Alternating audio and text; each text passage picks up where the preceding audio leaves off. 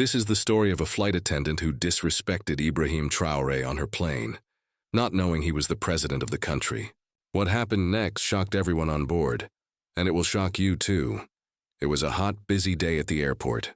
People rushed everywhere, bags rolled, phones rang. Some people laughed, some looked tired. At gate 12, first-class passengers waited. Some wore suits, some wore gold watches, some looked rich. Among them was Ibrahim Traoré. He wore a simple blue robe and sandals. His bag was small. He looked calm. He looked like a teacher or a farmer. He did not talk to anyone. He just watched. The boarding call came. First class, please come to gate 12. Ibrahim Traoré picked up his bag and joined the line. The flight attendant at the gate was a young woman named Linda. She wore bright lipstick and a neat bun. She smiled at the tall man in a suit. "Welcome aboard, sir," she said. Then she saw Ibrahim Traoré. Her smile disappeared. She looked him up and down. "Excuse me, sir, this line is for first class only," she said, blocking him. Ibrahim Traoré handed her his ticket. She stared at it, then at him, then back at the ticket. "Are you sure this is your ticket?" she asked. "First class is very expensive." People in line turned to look. Some frowned. Some pulled out their phones. Ibrahim Traoré nodded. "Yes, it's my ticket," Linda sighed. "Well, I hope there's no mistake," she said, scanning it. The scanner beeped green. She stepped aside, but not before saying, "We'll see how long you last in that seat." Ibrahim Traoré walked on, silent. Inside the plane, first class was cool and quiet. The seats were wide. The air smelled nice. Ibrahim Traoré found his seat 1A by the window. He put his bag in the overhead bin and sat down. He took out a small notebook and began to write. He did not look around. He did not ask for anything. Linda came down the aisle offering drinks. She smiled at the businessman in 1B, poured him champagne, and gave him a hot towel. When she reached 1A, her smile was gone. "What do you want to drink?" she asked, not looking at him. "Just water, please," Ibrahim Traoré said. She dropped the bottle on his tray. No napkin, no smile. The businessman in 1B noticed but said nothing. The plane took off. Linda kept ignoring Ibrahim Traoré. She skipped him when handing out snacks. She did not offer him a menu. She did not ask if he was comfortable. The other passengers started to notice. A woman in 2A whispered to her husband, "Why is she treating him like that?" Her husband shrugged but kept watching. Halfway through the flight, Ibrahim Traoré pressed the call button. Linda came, annoyed. "Yes," she said. "My screen isn't working," he said quietly. "Can you help?" She rolled her eyes. "Maybe you pressed the wrong button. These screens are not like the ones in economy." She did not check. She just walked away. The businessman in 1B leaned over. "Here, let me see," he said. He pressed a few buttons, but the screen stayed black. "You should ask for help again," he said. Ibrahim Traoré just smiled. "It's okay.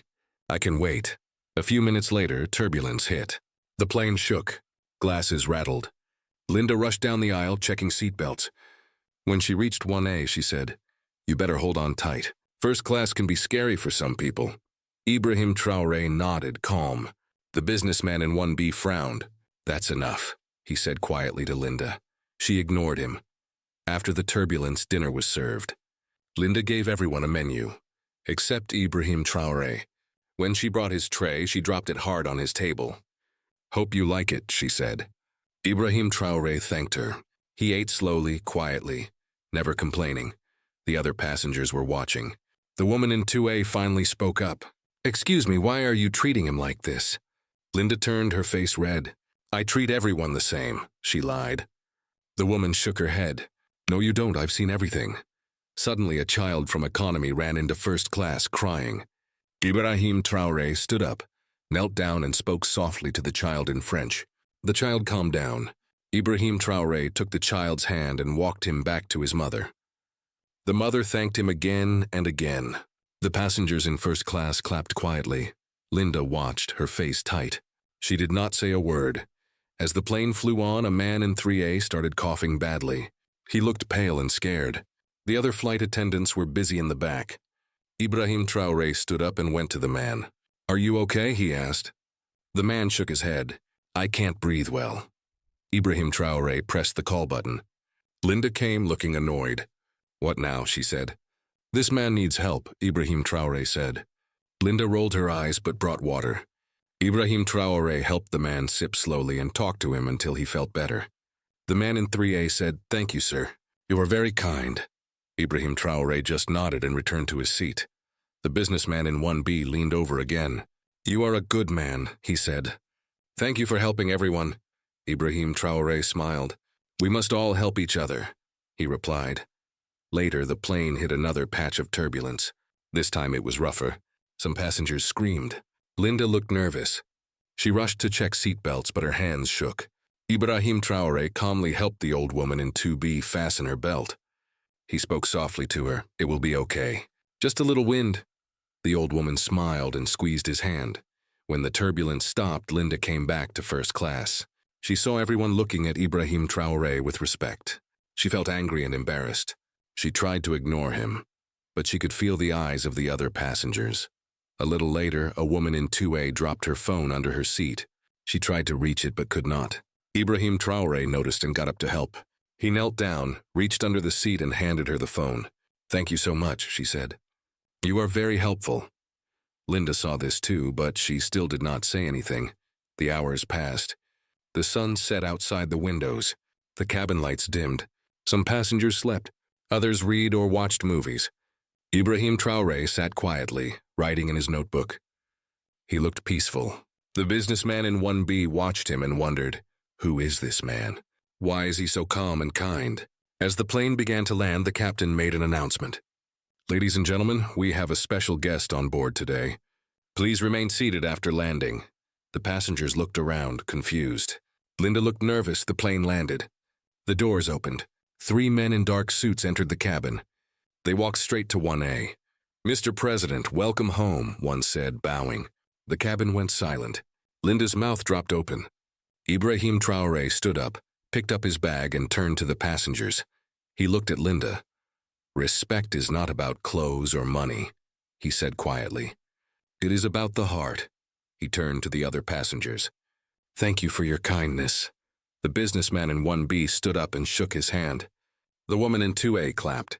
The whole cabin joined in. Linda stood frozen, her face pale. She tried to speak, but no words came out. Ibrahim Traoré walked out calm and proud. Cameras flashed outside. Soldiers saluted. The story spread fast. Videos of Linda's behavior went viral. People everywhere talked about the lesson. Never judge a person by their looks. Linda was called to the manager's office. She was suspended.